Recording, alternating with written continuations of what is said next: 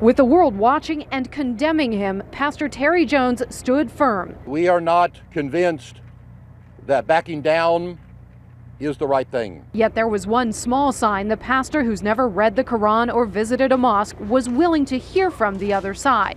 He spent 30 minutes with a local imam. I think the pastor, as a Christian, will follow in the footsteps of Christ and would do the right thing. However, Jones has not changed his mind yet, spurred on, he says, by the supporters who sent him copies of the Quran to burn and a phone call from a man claiming to be a former Special Forces soldier who says he saw actions of radical Muslims in the former Yugoslavia. He said he was there as a 3-story building that was a hospital, a 3-story building full with Christians, was burnt to the ground, and they were allowed to do nothing. There's no evidence that incident happened.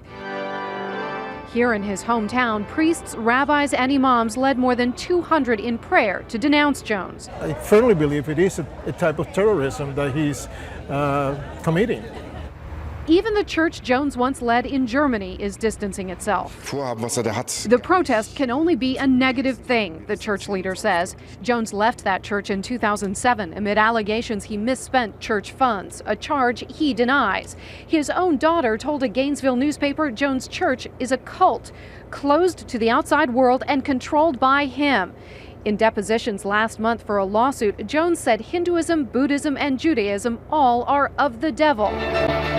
Last year, the church lashed out against Gainesville's openly gay mayor, trying to convert Gainesville into Homoville.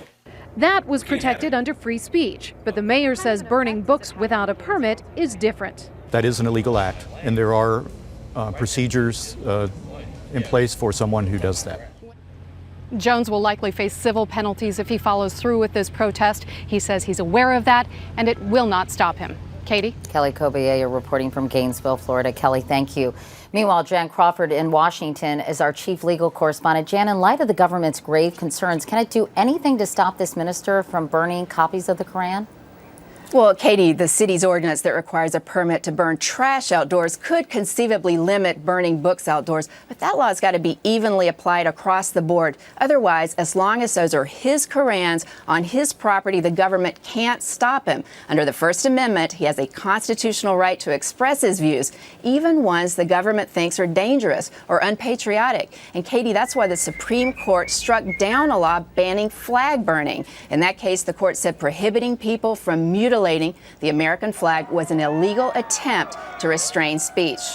But what, Jan, if this act incites violence against Muslims? Well, that could make it a different case, Katie. I mean, the Supreme Court has ruled that the government can ban speech that directly incites people to commit violence. But even cross-burning, which is considered by many people to really be the most hateful type of speech, doesn't necessarily rise to that level. The court in 2003 struck down part of a Virginia law that banned cross-burning. The justices said it was illegal only if it's done specifically to intimidate someone. Katie? All right, Jan Crawford in Washington. Jan, thanks very much.